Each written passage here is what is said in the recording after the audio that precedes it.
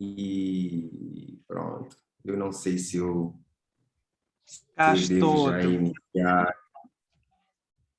cá estou de volta, perdão. Tive um problema na conexão da internet.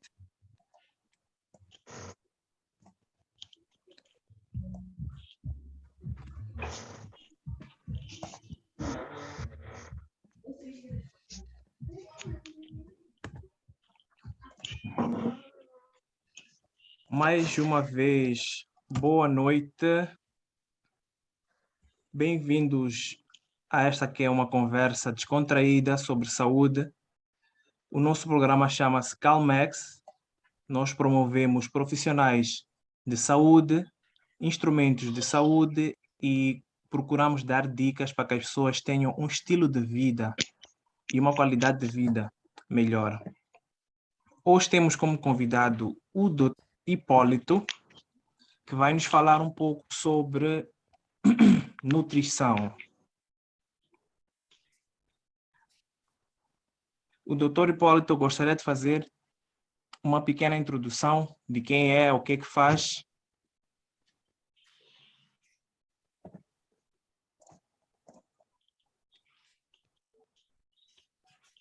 Desculpa?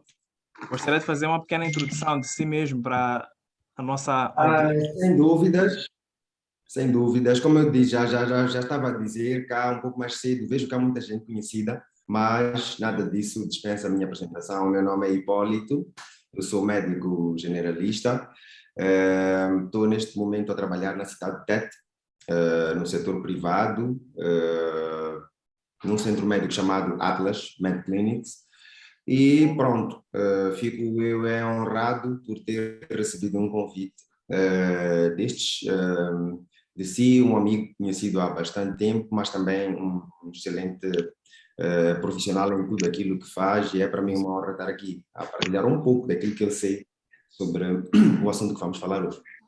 Ok, perfeito. Primeiro, nós começamos pela definição e acreditamos que a definição leva-nos aos outros pontos que são como fazer e etc. O que é nutrição infantil? Eu não diria que tal como necessariamente uma definição para a nutrição infantil, não é? Mas podemos sempre adequar o conceito àquilo que se depois relaciona à faixa etária em que estamos aqui a debater, né? Ok. Que é para as crianças, mas a nutrição podemos descrevê-la como o processo a partir do qual nós ingerimos, ou então a partir do qual nós temos o aporte de nutrientes, e depois estes nutrientes de facto são usados para a produção da energia que nos mantém vivos e que nos permite então realizar as nossas atividades como tal. E importa chamar a atenção que nutrição não envolve apenas a alimentação que nós chamamos parenteral, que é a alimentação pela boca, Sim. mas por outras vias, em algumas condições e situações especiais, nós podemos ter de alimentar as pessoas por meio da via, pronto, das veias, como tal. Podemos ter de colocar uma sonda diretamente para o estômago para ver se conseguimos alimentar em algumas situações especiais. Mas sim, basicamente, nutrição é este processo quando ele é feito com sucesso. Ok. E normalmente, assim, para uma mãe que é gestante e quer que o seu filho nasça saudável, quais são os cuidados que deve acautelar para que a nutrição, não só dela, mas tanto do bebê, seja feita da melhor forma?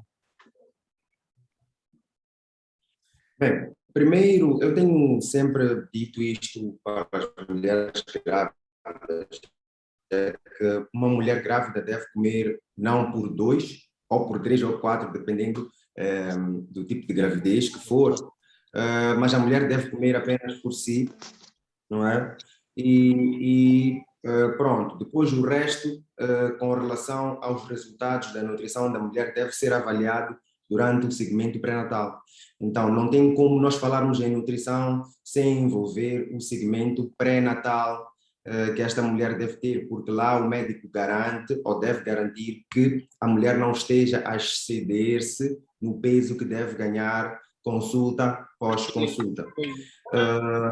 Mas pronto, todas as mulheres são encorajadas a evitar comer demais e comer por livre demanda, mas sim, devem alimentar-se devidamente e garantir que tenham uma dieta rica em vegetais, em frutas, em grãos, em proteína, sem sombra de dúvida, muita hidratação, que isto é super importante para os bebés, e evitar alimentos não, substâncias como o álcool durante a gestação, é algo que eu recomendo que seja a zero durante a gestação, e outros como o tabaco e certamente qualquer outra droga que possa fazer mal para o bebê. E atenção, especial atenção com os medicamentos, porque os medicamentos ingeridos pela mãe, alguns deles podem ter efeitos no desenvolvimento do feto. Então, há que ter muita atenção também nos medicamentos que a mulher grávida ingere. Ok, já que estamos a falar de medicamentos, esse seria um outro tema de conversa, mas vou aproveitar, estamos a falar de nutrição. A automedicação, tanto para gestante, tanto para crianças, é recomendada? Até que ponto é perigosa? É perigosa para a saúde? Bem, isto é simples. Eu diria que qualquer medicamento que normalmente requeira uma prescrição médica não deve ser tomado nem por nenhuma pessoa, Ok, sem que de facto venha recomendado por um profissional com autoridade para emitir uma prescrição. No entanto, existem medicamentos que se chamam medicamentos que se podem comprar sem receita. sim, Estes medicamentos, de facto, podem ser usados até certo ponto, mas muitas vezes o uso destes medicamentos é para controle de sintomas leves. É o caso de um paracetamol, é o caso de um ibuprofeno. Embora estes medicamentos possam ser tóxicos, ainda é seguro para que uma mãe administre para uma criança ou para que uma mulher grávida possa tomar, se for necessário, não é?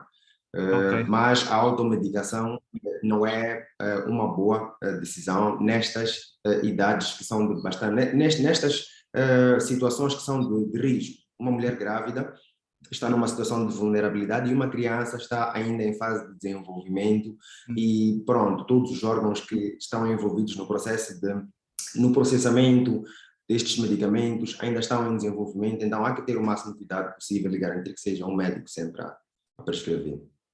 ok. E aqueles pequenos tratamentos que normalmente aqui em Moçambique nós fazemos. A criança aleijou-se, nós pegamos um paracetamol, colocamos na ferida. Eu não sei se é paracetamol, eu vejo as outras crianças a fazerem isso. Esmagam um medicamento e colocam na ferida. Como é que é isso? Isso também faz parte de nutrição, porque no caso o medicamento entra para a corrente sanguínea, no caso, né? Então, isso também é nutrição? Qual é o perigo? Como é que é? Pronto, primeiro dizer que isto nada tem a ver com nutrição como Ok, tal, ok, mas de facto em situações como feridas, o que tem de se fazer e é seguro em qualquer situação é garantir que se lave de imediato a ferida com água corrente e sabão. É o básico que tem de ser feito e nada mais deve ser feito. De facto, assiste-se casos em que se colocam medicamentos, antibióticos diretamente na ferida, pasta dentífrica, nada disto é recomendado. ok, tudo bem. A Kátia está a perguntar que alimentos se deve considerar para uma introdução alimentar saudável em bebês a partir de 7 meses? Bem, primeiro dizer que a introdução de alimentos pode iniciar mais cedo do que aos 7 meses, e se calhar nós iríamos falar, podíamos falar um pouco sobre esta questão da introdução de alimentos, se a Cátia quiser ouvir sobre Sim, isso. sim, sim, por favor. Ok, pronto. Primeiro, o processo de início de alimentos em crianças depende de alguns aspectos. E dentre estes aspectos é a idade, certamente, todo mundo já deve saber, e já ouve, é largamente falado, que devemos esperar que as crianças tenham pelo menos 6 meses para introduzir qualquer alimento que seja diferente do leite materno. Então, o parâmetro idade é o mais conhecido para início da alimentação suplementar, podemos dizer, chamá-la assim, alimentação suplementar, mas temos que entender que existem outros aspectos importantíssimos que muitas vezes não são falados e que são importantes para garantir que esta nutrição não se transforme num problema para a nossa criança. Então, Sim, temos que ter uma criança que já tenha alcançado os limites mínimos de desenvolvimento para, de facto, poder comer. Tem que ser uma criança que já possa sentar-se, no mínimo, com apoio e estar na posição ereta, já tenha algum controle cervical e que, de facto, já ok. consiga controlar a cabeça. Temos que ter uma criança que já não tenha o reflexo de extrusão. É um reflexo que crianças menores de 4 meses têm, por isso é que não se recomenda também, é mais um dos motivos para não dar os alimentos tão cedo, é que crianças com menos de 4 meses têm um reflexo em que eles expelem o alimento, qualquer coisa que entre por entre os lábios, eles têm a tendência de Regurgitam. expelir a partir da língua, não Hum, necessariamente regurgitar, mas eles empurram com a língua qualquer coisa que entre para a boca. É um reflexo que os ok, bebés têm até aos 4 meses. ok. Hum, sim, e pronto, o bebê também tem que estar em condições de espontaneamente abrir a boca para comer, ou então de fechar a boca por recusar comer. Então, e não só um bebê que já esteja em condições de comer, inclina-se para frente e abre a boca para comer. E quando não quer, é para trás que vai se inclinar e vai fechar a boca e cerrar como um sinal de que não quer. Então, é importantíssimo que a criança tenha atingido estes padrões todos de desenvolvimento, porque existem riscos associados à alimentação parenteral, enteral, não parenteral, como já tinha dito antes, a alimentação pela boca. Ok, Existem riscos associados que nós temos que prestar atenção. Um destes riscos é a aspiração dos alimentos. Então, a criança, por não estar habituada e não estar em condições ainda físicas para receber alimentos sólidos, pode acabar aspirando os alimentos sólidos e isto pode se tornar um grave problema e pode levar a criança ao hospital ou colocar a criança em risco de vida. Então, não deve haver pressa neste processo de introdução dos alimentos, tem de ser algo que seja guiado ou seguido por um profissional de saúde sempre que possível, mesmo para garantir que tudo isto seja acautelado. ok. Mas pronto, indo direto à pergunta, não existe um alimento que eu possa dizer que seja o alimento certo para se iniciar em crianças, pronto, que tenham só tido experiência com o leite materno, por exemplo, teve aleitamento materno exclusivo até um certo período, vamos lá, até o sexto mês, por exemplo, e a mãe conseguiu completar o aleitamento materno exclusivo até o sexto mês. Primeiro, sim, não existe um alimento que seja o tal, que a gente vai dizer, Hum, não, deve iniciar com este alimento. Mas recomenda-se que seja um purê fino, o primeiro. Tem de ser um purê fino. E quando se fala em purês finos, pode ser um purê fino com cereais, por ok, exemplo, cereais, sim, cereais de milho, por exemplo, ou então uma papa de cereais de milho, de preferência tem de ser um ingrediente só, e não uma mistura de ingredientes, para começar, ok? ok, Então, milho, por exemplo, por uma fórmula de papa de milho ou de uma papa instantânea de milho apropriada para bebés, ok, ou cereais de milho neste caso. ok, Então, teria de ser algo que só tivesse milho. Mas pronto, digamos que nós queiramos iniciar com digamos que queiramos iniciar com grãos, e nós decidimos iniciar com um grão, por exemplo, ervilha, por exemplo, tem de ser só ervilha. Então, se quisermos fazer um purê fino de vegetais, tem de ser um vegetal só.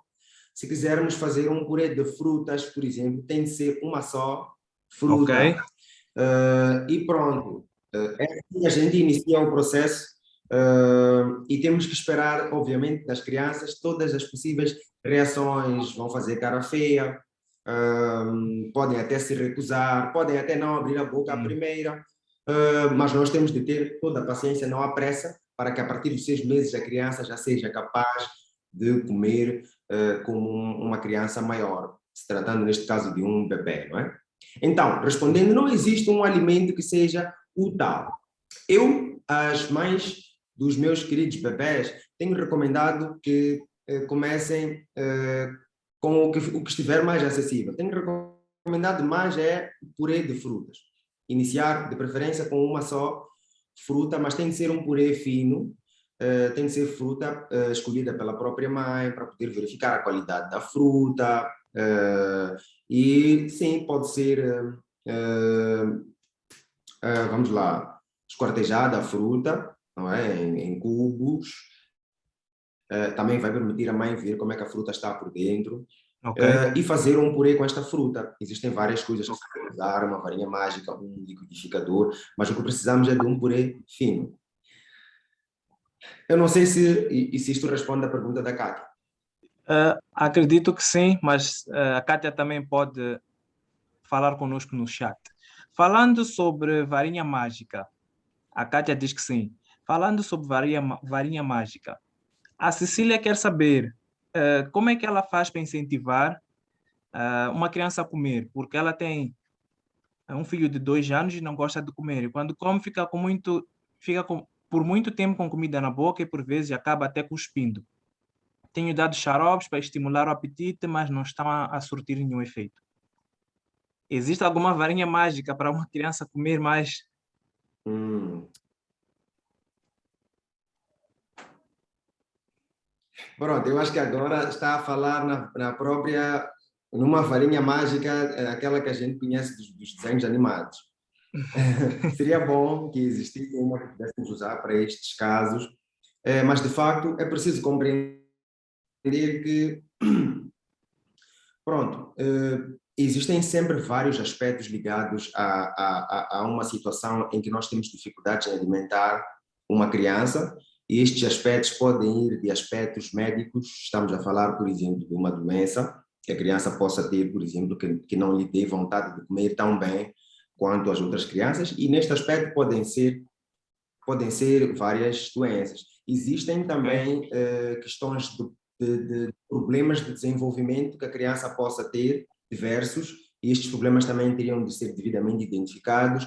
Problemas comportamentais também, estes são muito frequentes, em que por razões comportamentais associadas ou não ao ambiente em que a criança assim podem jogar um papel importante em como a criança se comporta na hora de comer. E também várias outras questões de ordem social, como o próprio ambiente na casa, Sim. em que a criança está, ou no ambiente em que a criança está, em como é na cultura alimentar que a criança tem e a família tem. Uhum. Mas há várias coisas que algumas coisas que a Cecília pode fazer antes de se preocupar. Muitas vezes as mães se preocupam com esta situação, e depois, mais tarde, até se riem disto. Mas primeiro é preciso saber se esta criança que não está a comer devidamente está a crescer devidamente. Isto um profissional de saúde pode verificar e dizer. Então a criança teria de ir para uma consulta médica, com pediatra ou não, mas desde que seja um médico, e que possa avaliar os parâmetros de crescimento da criança. Primeiro ponto é este: esta criança está a crescer bem, se ela está dentro dos limites e com uma tendência de crescimento Hum. boa, não existe nenhum motivo para que a mãe se preocupe tanto. porque Ok, muitas vezes estas crianças se recusam a comer aquilo que os pais querem, mas tem várias coisas que as crianças acabam comendo. Mas olha, também existem alguns pequenos erros que os pais cometem para compensar esta não vontade de comer que as crianças têm. Isto também pode ser identificado numa consulta médica, não é? Sem dúvida. Mas sim, este seria um bom primeiro passo para saber se a Cecília deve se preocupar com este bebê, com este menino, ou não. Não é? Primeiro levá-lo a uma consulta. É por isso que é importantíssimo que, pelo menos até os 5 anos, as crianças tenham as suas consultas de rotina, não é? Porque ok. vai garantir identificar, vai garantir que se identifique muito a tempo pequenos problemas de desenvolvimento, que sejam de comportamento, e muito facilmente nós podemos abordar isto.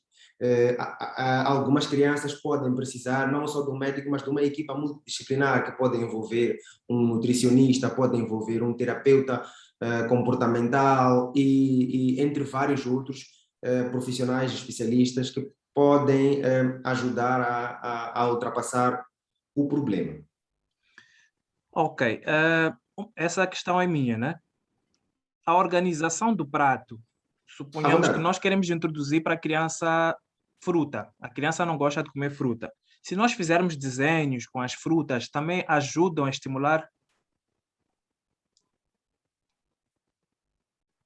Sem sombra de dúvidas, ajuda e encoraja-se bastante que os pratos das crianças sejam coloridos e, se possível, se tiverem até algum significado, melhor ainda, porque são estes aspectos do ambiente à volta deste processo de alimentação que convidam a criança a comer e que nós temos que pensar em começar a criar. Mas eu entendo que ter uma criança em casa, especialmente uma criança recém-chegada, menos de um ano, por exemplo, é uma novidade, é um conjunto de adaptações que a família tem de fazer para conseguir acomodar esta criança e as necessidades que a criança tem, compreender a criança e criar um espaço onde a criança possa ser ela mesma.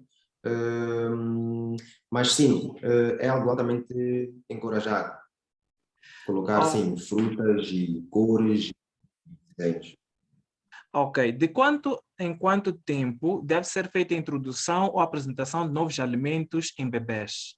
Tenho um bebê de 8 meses e 10 dias.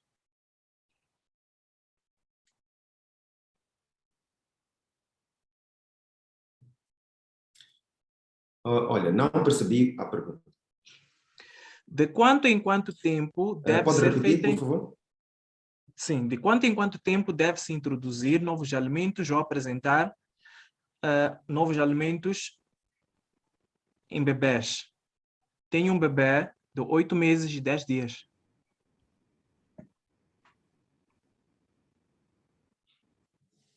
Ok, de quanto em quanto tempo devemos introduzir um novo alimento?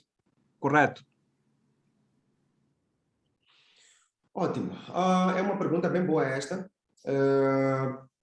Existem algumas questões que têm de ser acauteladas neste quesito. Primeiro, perdão, para uma criança, pronto, com 8 anos, com 8 meses, já terá provavelmente experimentado vários alimentos.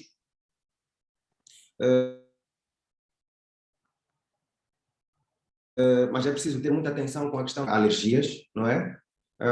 Quanto a isso, dizia-se antes que para uma criança com alto potencial ou risco de alergias, por exemplo, que tenha histórico na família direta, em irmãos e pais, de asma, de eczema, de reações alérgicas diversas, incluindo a alimentos, havia necessidade de ter cuidado, é o que se acreditava antes, mas provou-se agora que não, nós devemos expor estas crianças a estes alimentos altamente alergênicos o mais cedo possível, mas de facto de forma gradual. Agora, de quanto em quanto tempo? É preciso nós percebermos que nós não precisamos de uma emenda muito grande para as crianças, porque as crianças gostam mesmo de rotinas. As crianças, elas gostam e seguem muito bem as rotinas que nós impomos a elas.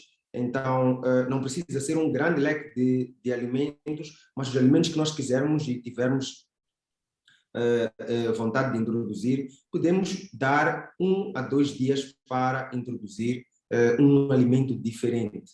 Ok. Okay? Então, não existe nenhuma grande regra. Isto pode ser feito em dias alternados, a cada 3 dias, a cada 5 dias, sem qualquer regra que seja fixa. Ok, tudo bem. Temos uma pergunta aqui que é do Mapedisane. Exato. Doutor Hipólito, como posso proceder para uma gestante na fase inicial que contraiu, acredito que queria dizer, que contraiu Covid-19? Deve medicar? Quais riscos ou não medicar? Olha, é uma pergunta boa e é contemporânea esta pergunta. Estamos a atravessar este momento complicado que é desta pandemia e, de facto, muitos desafios e muitas dúvidas, como esta, que é uma boa dúvida, uma petição. Mas pronto, a princípio não creio que isto vá alterar muito regras básicas com relação a ao tratamento da mulher grávida, né? Para a mulher grávida, especialmente para o bebê, existem medicamentos que de facto podem ser de alguma forma tóxicos e que possam, nesta fase inicial, na fase inicial de uma gestação, criar problemas no desenvolvimento do bebê, né? Mas, obviamente, o profissional de saúde que estiver a assistir irá sempre fazer esta relação entre o benefício e o risco de iniciar um ou outro medicamento e certamente irá sempre valorizar mais a vida da mãe do que a do bebê, especialmente numa fase inicial. Mas uma notícia boa com relação à Covid-19 é que o tratamento da Covid-19 é um tratamento meramente sintomático. Tanto que grande parte das pessoas não precisa de muito mais do que paracetamol para controlar os seus principais sintomas. Então, a princípio, não há muita preocupação que uma petição deva ter com relação a isto, com relação especialmente aos medicamentos, porque muito raramente são necessários medicamentos diferentes ou especiais, ou pesados, ou tóxicos para o tratamento da Covid-19 em pessoas que tenham sintomas leves a moderados. Agora, também pode ser uma situação em que não tem qualquer sintoma. Neste caso, não tem nenhum tratamento a fazer. Eu não sei se isto responde. Vamos aguardar uma petição dizer alguma coisa. Enquanto Exatamente. isso, os purês que nós fazemos para as crianças no início, na introdução dos alimentos, que tem que ser apenas de uma fruta, no caso, né? É com casca ou sem É um casca? exemplo. Depende da fruta. Se for uma fruta que se possa consumir com casca, recomenda-se que seja com casca, porque a casca tem fibra, muitas vezes, e esta fibra é extremamente útil para o bebê, especialmente na formação das fezes e para evitar problemas associados ao número 2, não é? Então, é altamente recomendado que, se for uma fruta, é capaz de se comer com a própria casca, que inclua a própria casca neste purê. Ok, tudo bem. Temos aqui uma pergunta de uma mãe. Essa pergunta veio de fora daqui do Zoom, que é: sou mãe trabalhadora e com 3 meses, no caso, já está há 3 meses e para o tem que voltar para trabalhar. Quantas mamadas de leite artificial ou de leite normal deve garantir para que o bebê tenha boa saúde? Ok, o bebê tem neste momento 3 meses 3 meses, a e mãe a vai mãe voltar a tem. trabalhar das 8 às 17, por exemplo. Uhum. Como é que organiza? Pronto.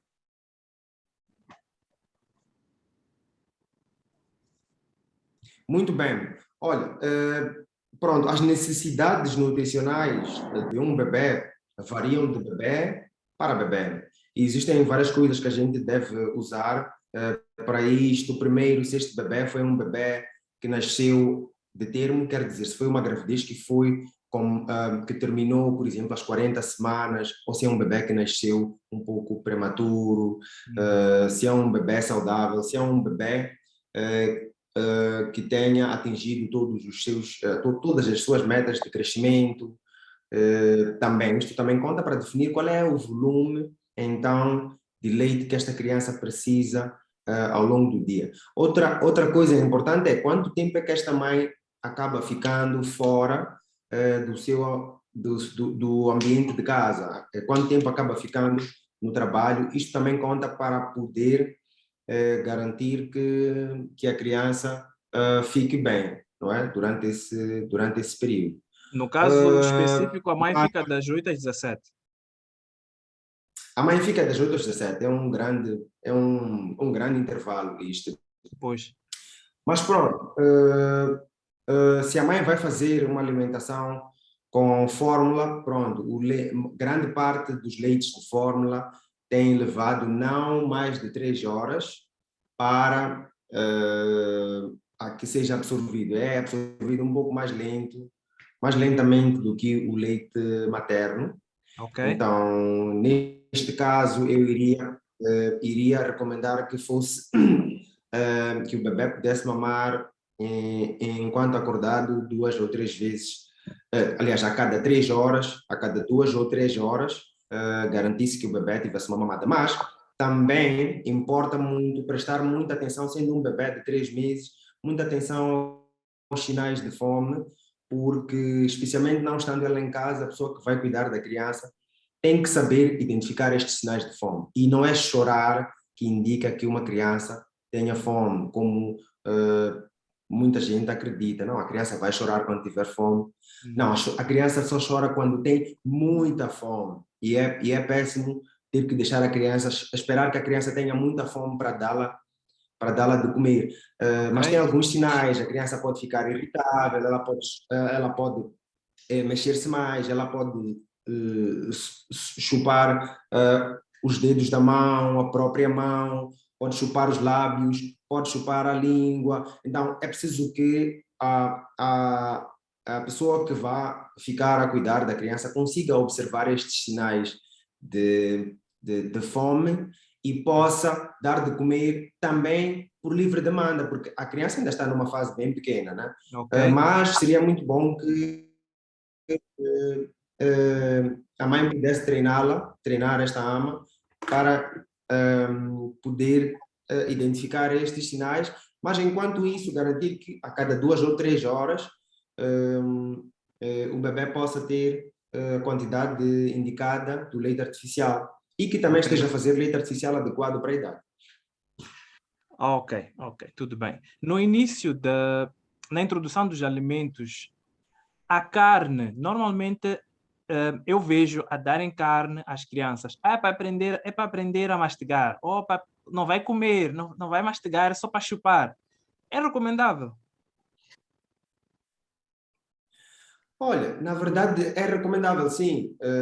Tanto é que mesmo estes primeiros purês que a criança vai ter, podem incluir carne, sem qualquer problema, podem incluir carne. O mais importante é ver em que fase é que a criança está. Se é uma criança em que se está a introduzir alimentos sólidos, esta carne há de ir em forma de um purê fino. Se é uma criança que já passou por esta fase, estamos numa segunda fase de introdução de alimentos, poderá ser num purê, como se diz, num purê. Sim. E sim, um pouco mais tarde, quando a criança especialmente uma criança já com 8 meses de idade, que tenha atingido todas as metas de desenvolvimento e crescimento, até então, já se pode começar a estimular a criança a mastigar pedacinhos de carne. Também, então, não há qualquer problema em se dar carne para as crianças. O principal ponto de atenção que eu dou para as mães e para os pais são os aditivos. São os aditivos. Os aditivos são o açúcar e o sal. Estes recomenda-se que só sejam adicionados à refeição. Diga? Não, confirmava, ok? Sim, estes só podem ser adicionados às refeições dos bebés depois dos 2 anos. Antes disso, têm de ser refeições livres, livres de sal e livres de açúcar. Pronto, e tem também alguns alimentos que é preciso ter atenção em não introduzir até certa idade, né? Ok. Então, primeiro recomendo para nunca introduzir qualquer alimento antes dos 4 meses. Nunca. E se for introduzir um alimento, tem de ser sempre com recomendação médica, seja aos 4, seja aos 6 meses, é importante que tenha orientação de um médico e avaliação também médica. Mas tem alguns alimentos que não podem ser introduzidos antes dos 12 meses, como é o caso do leite de vaca, e como é o caso do mel. Estes devem ser introduzidos depois dos 12 meses de vida. Ok. Já. Mas carne à vontade. Ok, carne à vontade. E mariscos? Pronto. Mariscos também não tem nenhuma contraindicação como tal, a menos que seja um marisco que tenha algum tipo de toxina, não é?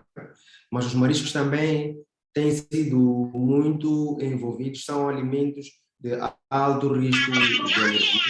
Então, a introdução deste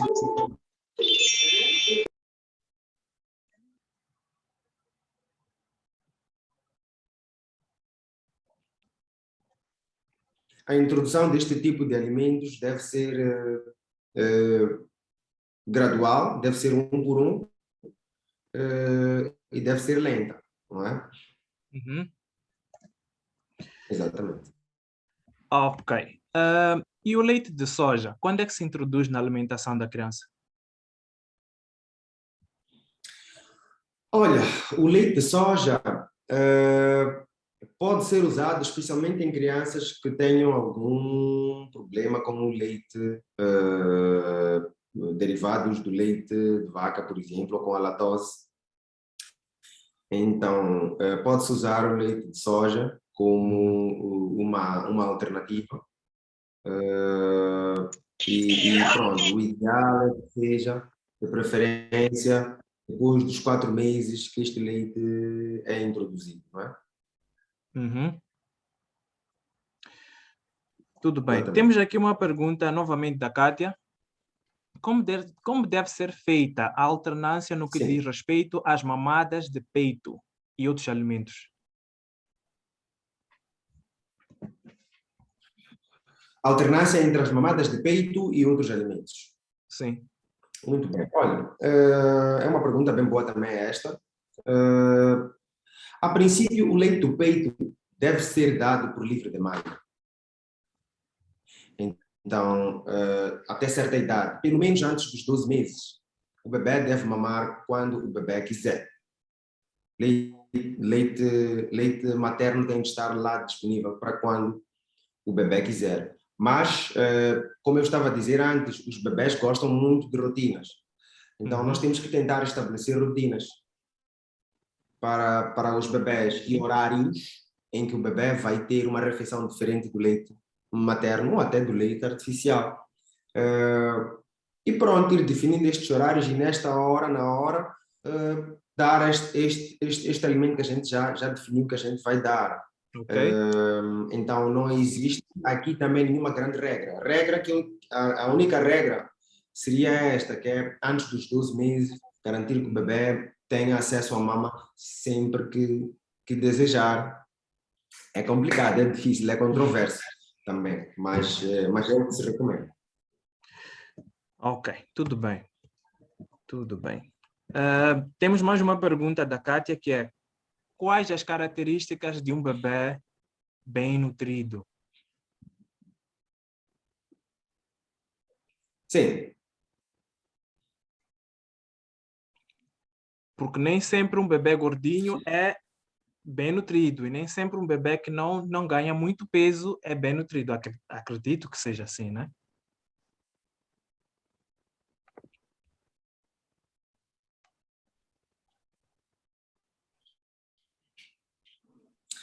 Exatamente, pronto, nós temos aquela tendência natural a achar que, de facto, os bebés mais gordinhos são os melhor nutridos, comparado aos outros, não é? Mas pronto, temos que perceber uma coisa, é que a alimentação ou a nutrição é um grande fator determinante no crescimento e também no desenvolvimento. Então, são estes dois parâmetros que têm que ser avaliados para ver se o bebê está de facto a ser bem nutrido. Isto também irá de encontro, pronto, à idade da criança. Então, é sempre necessário fazer uma avaliação entre aquilo que se esperava para a idade, não é? De acordo com os padrões. E os médicos têm instrumentos suficientes para fazer isto. Até o nosso cartãozinho amarelo tem lá campos para registro destes dados e para processamento destes dados também, que é para verificar se este bebê está dentro daquilo que se esperava ou não. Então, esta avaliação não pode ser feita pelo olho somente, ok? Tem que se avaliar todos estes parâmetros que já foram pré-definidos para verificar se de facto estamos perante uma criança bem nutrida ou não. Então, não basta ser gordinho e às vezes também não basta ser meio magro para definir que a criança tenha um problema nutricional como tal. Ok, tudo bem. Quais são os horários que o doutor recomenda que as crianças comam? Ou os intervalos de 3 em 3, como é que é? Olha, depende muito da idade da criança. Depende muito também do metabolismo da criança. Tem crianças que têm um metabolismo um pouco mais acelerado e com isso têm uma demanda um pouco maior de alimentos e logo em menor espaço de tempo, não é? Então, a minha resposta é esta: depende da idade em que a criança está, porque uma criança, por exemplo, com menos de 6 meses, pode ter que mamar, por exemplo, 8 a 12 vezes num dia. Isto pode cair para mais ou menos 6 vezes depois dos 12 meses, e vai reduzindo um bocadinho a frequência com que a criança se alimenta à medida que a criança vai crescendo. Ok, ok, tudo bem. É aconselhável dar água a bebés com menos de 6 meses?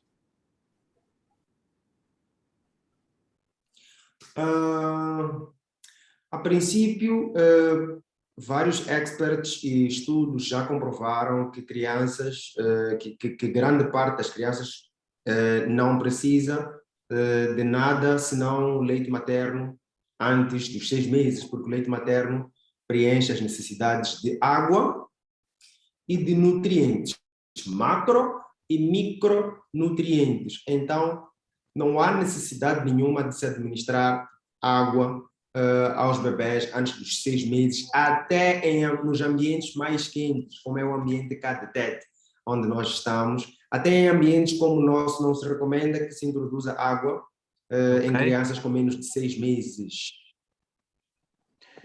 ok, Exatamente. tudo bem. E tem riscos na introdução da água, além do demais, dar água a uma criança com 6 meses, nós estamos a aumentar os riscos de uma criança ter doenças diarreicas, por exemplo, e as doenças diarreicas são um grande inimigo do crescimento das crianças. Então, recomenda-se muito que não se dê diarreia. Mesmo que seja água mineral, nós podemos contrair doenças diarreicas a partir dos dos recipientes onde a gente coloca a água, o biberãozinho, a xuxa, já são fatores de risco importantíssimos para o desenvolvimento de diarreia em bebés e é algo a se evitar. Ok, tudo bem. Falamos sobre leite de vaca e eu queria saber, os biscoitos que nós fazemos em casa, uma criança que ainda não pode tomar leite de vaca, pode comer um biscoito que foi feito com leite de vaca? O ideal é que não. O ideal é que não comam nenhum derivado de leite de vaca, mas especialmente como parte de um plano nutricional que a criança tenha, não sei se compreende. Então, agora, se o tio Bruno tem um sobrinho de 8 meses, e o sobrinho está a olhar muito para o biscoito, o Epa. tio Bruno pode dar um bocadinho de biscoito, não é o que vai estragar o plano Uhum. dietético desta criança, mas é preciso compreender que leite de vaca não pode fazer parte do menu desta criança. Ok, É por aí. ok. Tudo bem. As crianças podem comer mariscos. Sushi. Aqui, a partir de que idade uma criança pode comer sushi? Há famílias muito modernas e abastadas que, de repente, querem comer um sushi e a criança está lá.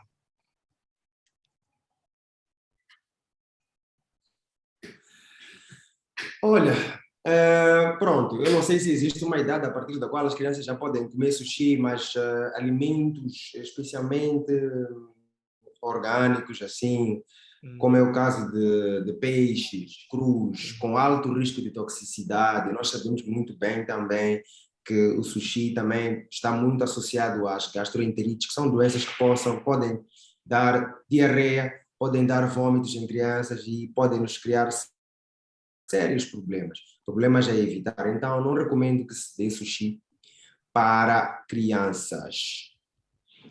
Ok. Pelo menos não antes dos 5 anos, por favor. Eu acho que até 5 anos é pouco, não é? Talvez até 10 anos, mas alimentos crus, peixe cru, eu não ia recomendar que se desse para crianças, não. E dentro dos alimentos crus está a incluir também cenoura crua. A cenoura crua, este é um bom ponto também. A cenoura crua é boa, mas não é bom dar a cenoura crua inteira para uma criança pequena, não é? Antes dos 4 anos, e este é um ponto extremamente importante, porque antes dos 4 anos há que ter atenção com alimentos que sejam arredondados. É o caso de cenouras, é o caso de salsichas, por exemplo, as salsichas para os cachorros quentes, é o caso de doces ou reboçados, redondos, e as crianças com menos de 4 anos podem engasgar-se, não é? Com estes alimentos e pode ser fatal em alguns casos, especialmente se não tiver adultos que saibam o que fazer na hora. Então, muita atenção, papais, que este é um erro extremamente comum, que é dar um docinho duro para uma criança com 2 anos, para uma criança com 3 anos, para uma criança com menos de 4 anos, nós podemos ter um problema sério que venha daí. Então, cenoura crua, se vai dar, é melhor ou raspar a cenoura, ou cortar em pequenos pedacinhos, mas não pode ser um pedacinho grande, tem que ser um pedacinho fácil de triturar. Mas pronto, cenoura crua como tal, eu ia recomendar que não desse, Ok. senão em forma de cenoura raspada, senão temos um risco muito grande aqui de aspiração e de Ok. fazer e de se engasgar. Ok, tudo bem. Alimentos com corante normalmente são os alimentos que as crianças mais querem, como os sumos, as bolachas, os bolos. E é muito difícil hoje em dia convencer uma família a fazer uma festa sem um refresco, sem um sumo com corante. Como lidar com esta situação e como aconselhar os familiares que a festa de criança tem que ser assim e vamos evitar isto? Ou melhor, qual é que seria a festa ideal, produtor? A festa ideal para as crianças, esta é boa também, ó, Bruno. Mas deixa-me antes dizer que falou de um ponto aqui extremamente importante, que é com relação aos sumos. Os sumos de frutas deve-se evitar antes dos 12 meses, porque não há necessidade. Antes dos 12 meses deve-se evitar. E mesmo depois dos 12 meses, é importante garantir que antes dos 3 anos a criança não tome mais de 150 mililitros de qualquer sumo de frutas, porque os sumos de frutas eles são um grande vilão para o apetite das crianças, não é? Para a vontade que as crianças possam depois ter para comer, porque é uma bebida, são bebidas açucaradas, dão um bocadinho de energia. Energia suficiente para a criança brincar, mas não suficiente para suprir as necessidades nutricionais da criança, e a criança depois do sumo não come. Tem crianças que têm sumo por livre demanda em casa, quer sumo, vai à geleira, busca um pacote de sumo e bebe um sumo inteiro de 300 mililitros, 250 mililitros. Isto é extremamente perigoso. Quanto aos refrescos, eu não recomendo refresco para nenhuma pessoa, no geral. Crianças, então, muito menos.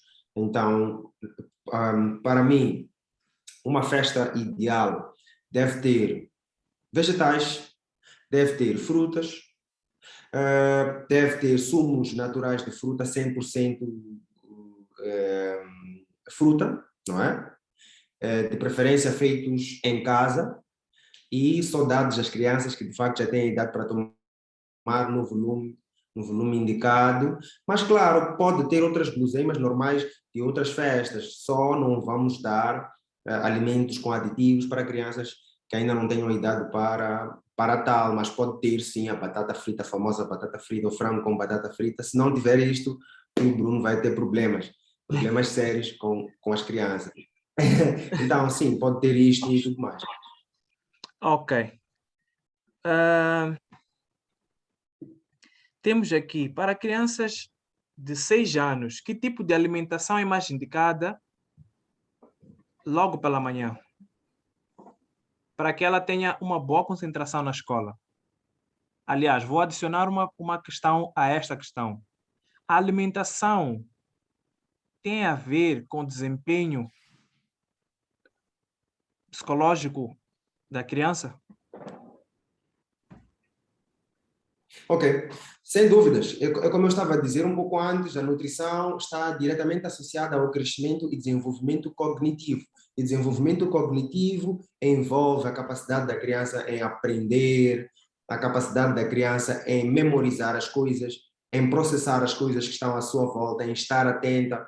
Então, uma criança, este é um grande problema que nós temos cá em África, é que grande parte das crianças, infelizmente, não consegue ter os mínimos, em termos de nutrição, os mínimos nutricionais para poder, de facto, ter um desenvolvimento adequado, esperado, tanto em termos cognitivos, mas também em termos de crescimento.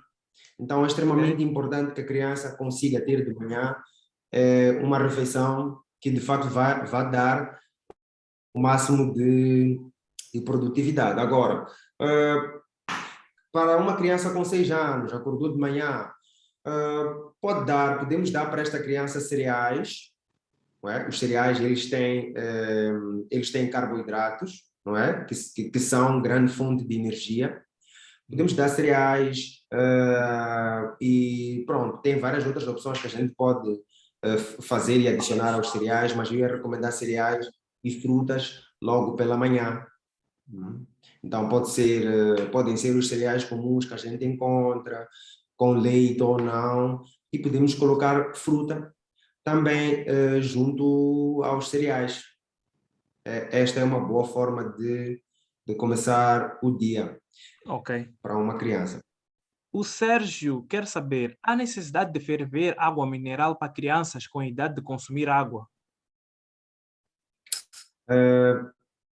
Pronto, eu não sou nada contra este procedimento, mas não existe nada descrito que diga que não, há necessidade de ferver ou de tratar novamente uma água que já tenha sido tratada. Eu normalmente não aconselho isto aos pais. Não. Ok. E Temos agora aqui... também há que perceber Sim. também que quando nós tiramos um alimento da sua embalagem, o alimento e rompemos o selo, este alimento já está suscetível a contaminações. Então, os riscos até podem aumentar pelo fato de nós tirarmos a água da garrafa, onde ela está, para um meio onde a gente vai depois fazer um novo processamento, corremos aí o risco de contaminar, e este risco pode ser reduzido se nós formos a consumir diretamente o produto, da garrafa para o copo ou para o biberão do bebê, e daí consumir. Ok. Boa noite. A pergunta é do Wissan.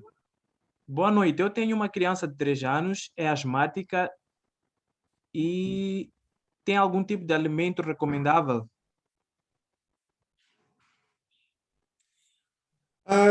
Para os asmáticos, não existe assim nenhum alimento que eu diga que seja de facto recomendável.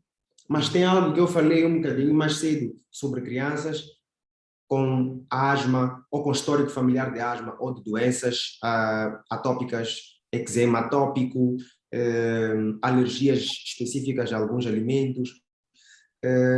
Há que ter alguma atenção com os alimentos com alto risco de alergia.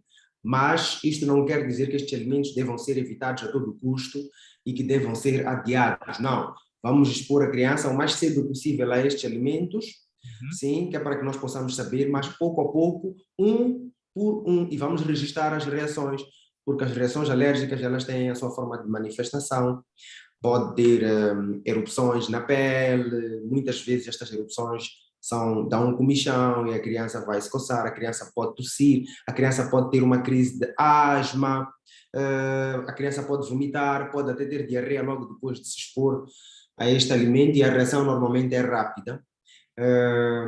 Temos que estar atentos a isto, mas para asmáticos, com relação a alimentos, eu acho que não existe nenhuma contraindicação ou indicação forte, senão isto que eu estive há pouco a falar com relação aos alimentos com alto potencial de alergia, vale a pena expô-los. Estou a falar de ovos, estou a falar de amendoins, estou a falar de outras amêndoas, falo dos mariscos, e por aí. É importante que se exponha e pronto, sempre quando se vai expor tem de ser em pequena quantidade, não é um bocadinho, e ver o que acontece.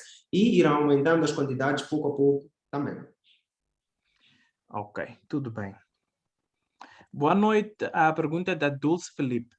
Boa noite, Dr. Hipólito. Quais são os sinais de alerta que podem fazer suspeita de alergias alimentares em bebês, como a lactose, glúten, etc.?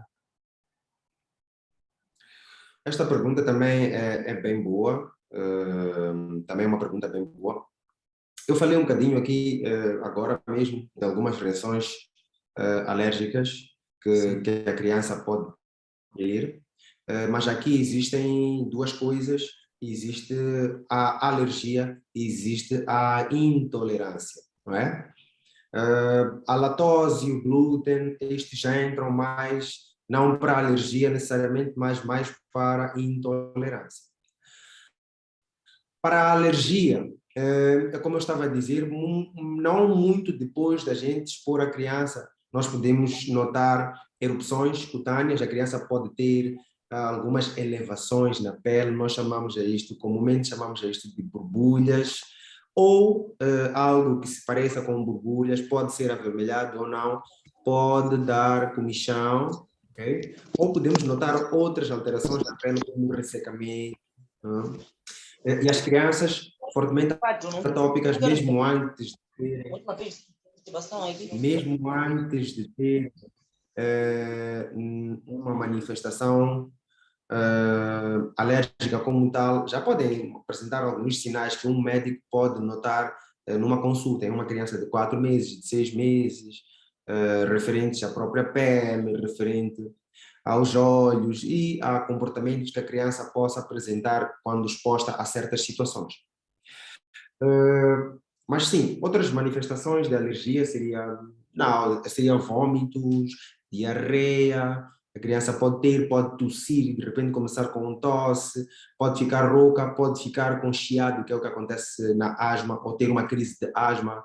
Como tal, estas são manifestações de alergia. As manifestações mais de intolerância, o que acontece com a intolerância? O nosso sistema digestivo, o sistema digestivo dos bebés rejeita o alimento. Isto pode ser em forma de diarreia, pode ser em forma de desconforto abdominal logo depois das refeições, dificuldades para defecar, e também pode resultar em vômito. Não é? E há que ver que existe uma diferença entre o vômito e a regurgitação. Regurgitação é aquilo que muitas vezes eu ouço as mães a chamar de babar ou bolsar. Neste processo de bolsar ou de babar, que é de regurgitar, os alimentos, eles voltam do estômago onde eles estão, eles voltam e vêm à boca sem esforço. A criança não faz nenhum esforço, só de repente vemos os alimentos a transbordarem pela boca. No vômito, a criança faz um esforço de vomitar e nós notamos. A criança faz um esforço típico de vômito. Isto sim é que difere a regurgitação de um vômito. Mas as manifestações de intolerância são mais de rejeição e é um pouco é fácil notar quando o médico faz uma boa história clínica e faz as perguntas certas para a mãe e pode identificar, mesmo até antes da mãe ter qualquer suspeita desta intolerância. Ok. Normalmente, os bebés ficam com cólicas quando estamos a introduzir novos alimentos. Acredito por ser porque está ainda em fase de adaptação. O que Sim. fazer para que o bebê tenha menos cólicas possíveis? Pronto, primeiro dizer que é um mito dizer que os bebés têm cólica abdominal sempre que a gente introduz um novo alimento. Isto não é verdadeiro, Ok? isto é preciso. E para evitar isto, de facto, é preciso garantir que nós não corramos com a introdução dos alimentos. Tem de ser tudo dentro do momento certo. Para a criança, não tenhamos muita pressa na introdução de alimentos, porque de facto tem esta questão da capacidade dos intestinos da criança em processar alguns alimentos que vai melhorando com a idade. Então, não devemos ter muita pressa na introdução dos alimentos, devemos introduzir de acordo com aquilo que se espera para a idade. Então, assim, nós vamos evitar que a criança tenha cólica. Agora, uma grande fonte de cólica é a ingestão de gases. Nós ingerimos gases falando, as crianças ingerem gases mamando, com o biberão, então ingerem ainda muito mais gases. Então, assim, por aí algumas coisas podem ser feitas, garantir, por exemplo, que o bebê tenha uma boa pegada quando ele está a mamar, seja uma pegada boa, menos chances já aí de ingerir Ingerir o ar. gases, pronto, isso, ingerir o ar. Então, muita atenção quando o bebê estiver a mamar com o biberão e garantir que o biberão só está na boca enquanto tiver conteúdo. Se não tem conteúdo, o biberão está fora da boca. Por aí em diante, podemos ir tomando estas pequenas ações para evitar um bocadinho a cólica. Ok. E as chupetas são recomendadas ou elas também criam as cólicas e, para além, elas fazem com que os dentes fiquem tortos? Olha, as chupetas, nós chamamos elas xuxas mais frequentemente. Sim, Xuxas. O que há que ter, pronto, elas nunca são contraindicadas pelos médicos. Os médicos nunca contraindicam as xuxas, mas também raramente os médicos encorajam aos pais ou às mães que optem por xuxas. Mas uma regra fundamental é que é importante primeiro, Uhum. não é? Porque os pais usam a xuxa para acalmar o bebê, não é? Usam a xuxa para acalmar o bebê. É preciso garantir primeiro que esta criança já mame bem, especialmente nos primeiros dias de vida, que é um momento em que a criança é um pouco mais chata, nos primeiros dias de vida, e os pais têm um stress muito grande com relação à amamentação, com relação à quantidade de leite que a mama está a produzir, que o bebê possa estar a ingerir. Então, aí há que ter muita calma na introdução da Xuxa. A Xuxa tem de vir depois do aleitamento, já estar bem definido e solidificado. Já é um bebê que mama e mama bem. Aí sim já é possível usar a Xuxa. Então, não há nenhuma contraindicação com a Xuxa, apenas os pais têm de saber o momento certo para remover a Xuxa, né? Ok. Temos aqui a pergunta do Laugov, que é: percebo que meu filho de 6 anos está acima do peso. Vejo na balança e esteticamente. Além de exercícios físicos, que tipo de alimentos posso dar-lhe sem sacrificar? Visto que, um momento só, visto que está em idade de crescimento. Ok, pronto, estou aqui a ler também a pergunta. É assim, a princípio, há que perceber primeiro o que é que está na origem de um ganho excessivo de peso em qualquer idade. Podem haver componentes associadas à família, não é? Se tem mais gente com peso ou mais na família, então é muito mais fácil, é mais provável que tenhamos na descendência excesso de peso, mas também quase sempre existem aspectos nutricionais associados a algum excesso de peso e isto deve sempre ser considerado. Mas certamente esta criança deverá entrar para um processo de reforma alimentar, eu iria chamar assim, mas esta reforma alimentar não pode necessariamente significar que a criança não coma certos tipos de alimentos. Então, eu estou aqui mesmo a tentar esclarecer o ponto do sacrifício.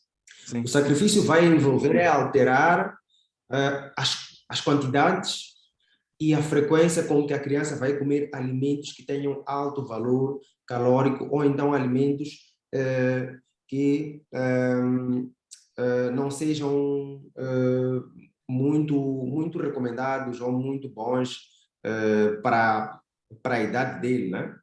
Sim. Então, estes alimentos é que a mãe vai ter de aprender a gerir e a reduzir, tanto em quantidades quanto em frequência. Por exemplo, digamos que a criança gosta de chocolate.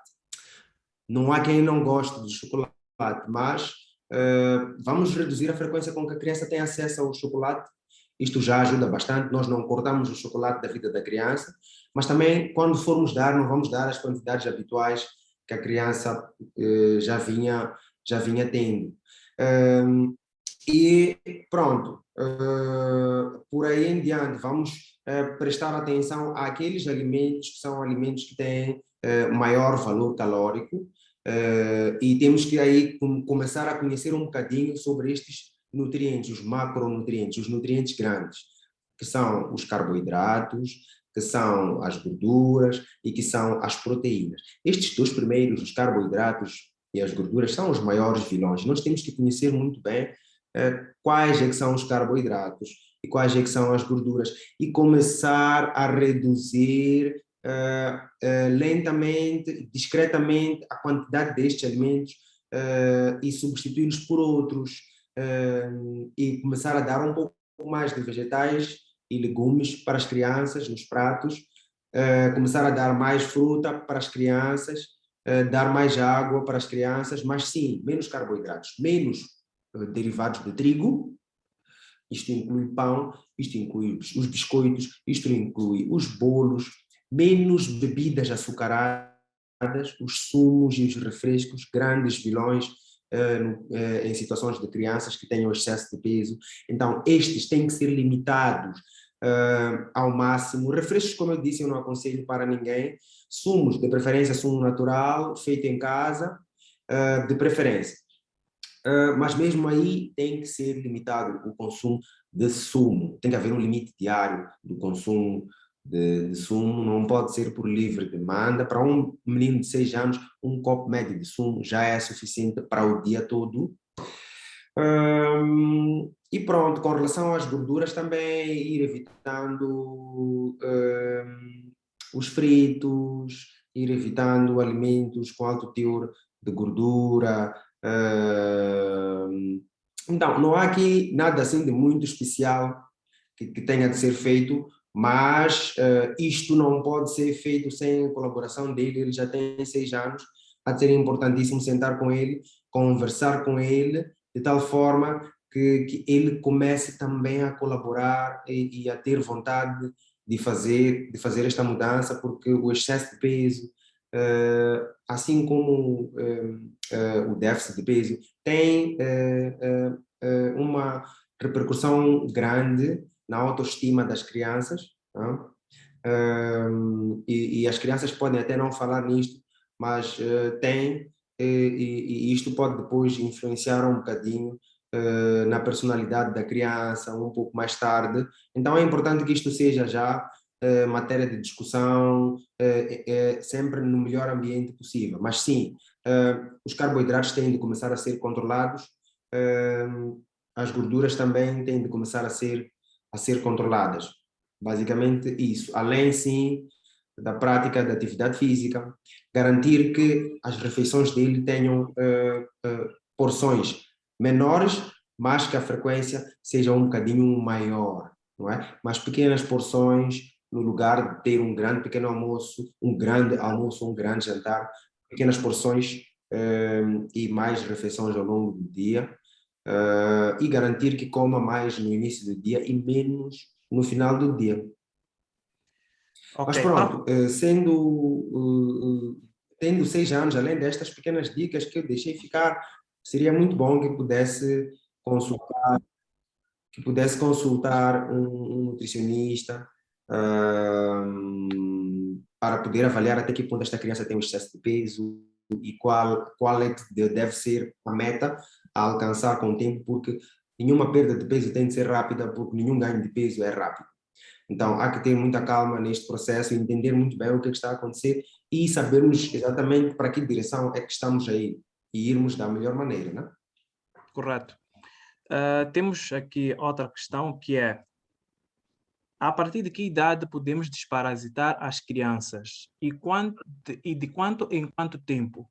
Vou adicionar a esta questão também a outra questão que é: como fazer a criança deixar de chupar os dedos?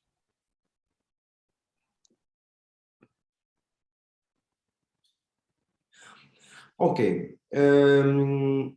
Com relação à primeira pergunta, pode repetir uma primeira pergunta? A partir de que idade podemos Com relação à educação, certo? desparasitar as crianças? E de quanto em quanto tempo devemos fazer esse processo? Exato. Pronto, a desparasitação deve iniciar a partir dos 12 meses. Mas pronto, isto depende muito de onde a criança está.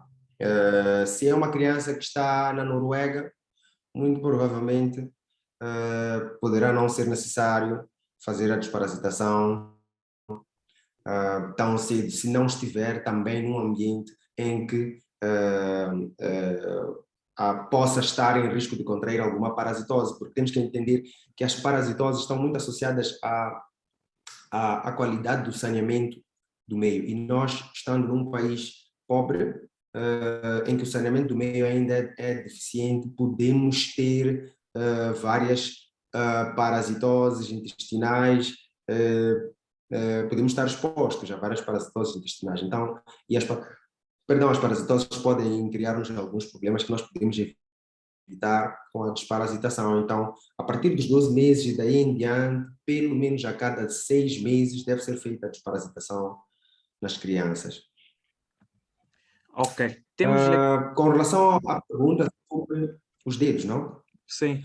Com relação à pergunta sobre os dedos, esta pergunta é bem boa. Não tem necessariamente a ver com nutrição, mas é uma pergunta muito frequente esta. Primeiro, dizer que este assunto dos dedos é uma questão comportamental da criança e que pode estar associado a alguns fatores. Eu tinha falado um pouco mais cedo que os dedos, eles podem ser... A mão pode ir à boca quando uma criança tem fome, por exemplo, e por vezes nisto a criança pode ganhar o hábito de ter os dedos na boca e ganhar conforto e selecionar um, dois ou mais dedos e colocá-los na boca. Muitas vezes o processo de remoção do dedo não é fácil com medidas caseiras que os pais têm adotado. Há melhor terapeuta comportamental, porque é extremamente difícil abandonar este hábito, colocando piripiri no dedo, colocando um gesso no dedo ou qualquer outra coisa que muitos pais fazem. O ideal é ter um terapeuta comportamental que possa, de facto, definir estratégias, porque existem estratégias específicas para cada caso e há perguntas que este terapeuta vai fazer para perceber como é que é a vida desta criança, em todos os aspectos, né? Sociais, culturais, e por aí. E depois, sim, vai-se definir um plano para que se possa, de facto, com sucesso, deixar o dedo, né? Correto. Tenho uma filha de 4 anos que bebe muita água, 1,5 litro por dia. Ela é super ativa. Isto é prejudicial?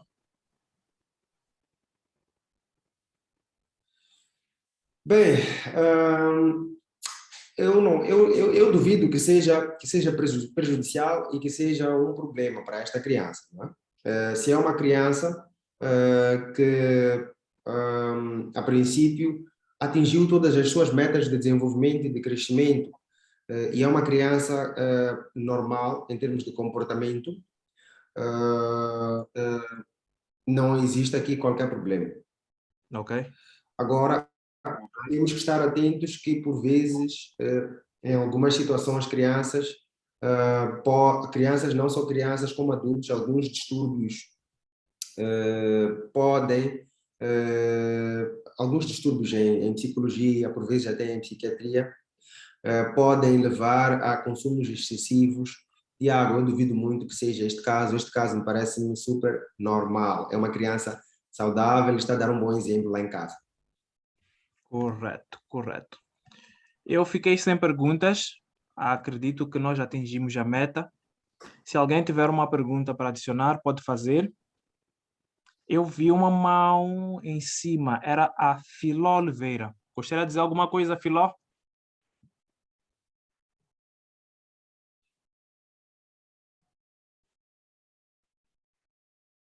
Filó Oliveira.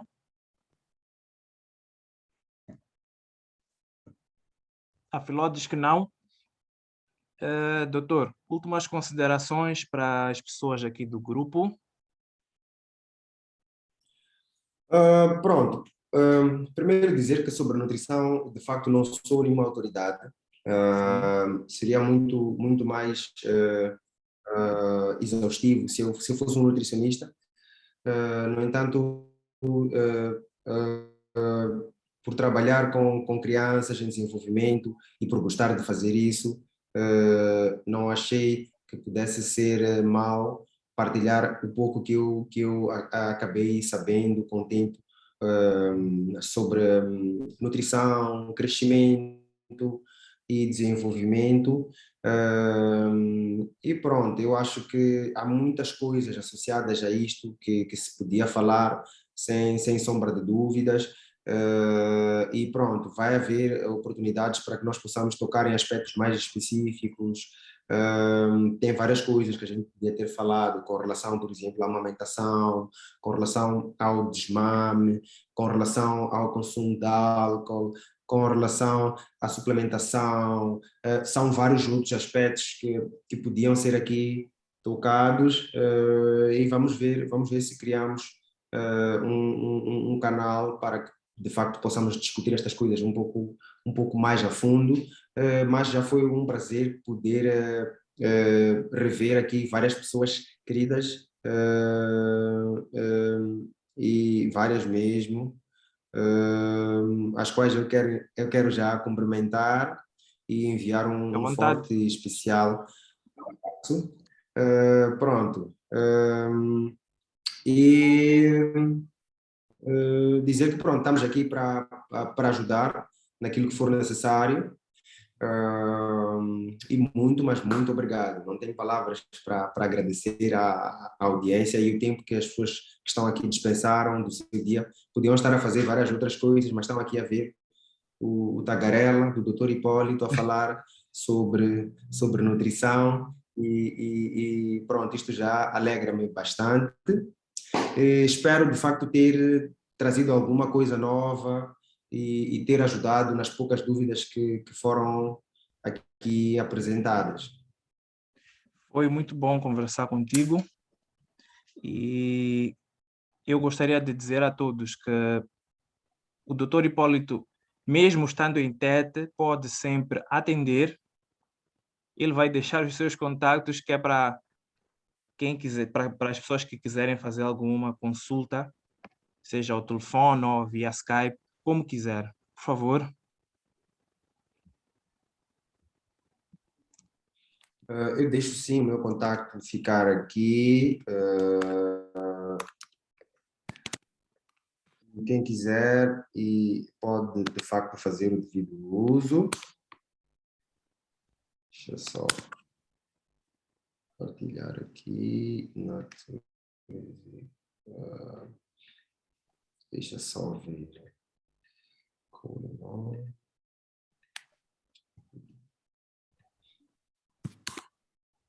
Aí está o meu contato e vai também o meu e-mail.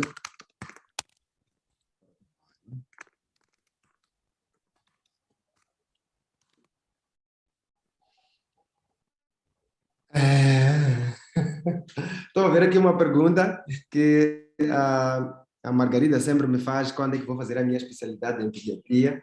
Esta pergunta não quero calar. Pronto, não tenho resposta ainda para esta pergunta, mas creio que em algum momento, se eu não fizer uma especialidade em pediatria, vai haver alguma formação ou capacitação que eu vou me envolver para ver se de facto eu faço um pouco mais pelas crianças, que de facto são o meu público preferencial. Eu amo as crianças e pronto, alguma coisa sobre pediatria vou fazer e não tarda muito. Margarida, muito obrigado. Ok. Pessoal, muito obrigado pela conversa. Aprendemos muito. Muito obrigado, eu. Obrigado, Quem eu que quiser agradeço continuar em contato com a este todos. profissional e não só, temos psicólogos dentro do nosso grupo do Mas pronto, WhatsApp. quero também mandar aqui um beijo especial para uma especial espectadora aqui, que é a dona Vitória Mussagi, a minha mãe. Um beijo especial, um abraço para ela, para minha esposa, Mônica.